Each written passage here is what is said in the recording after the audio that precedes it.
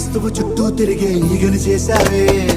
చీచి సిగ్గలేని మొగుడు కారండాయ్, గుయ్ గుయ్ గుయ్ గుయ్ అంటూ మీదికి రాకండా. వై వై వై గంపెడి పిల్లలతో ఇంటిని నింపావే.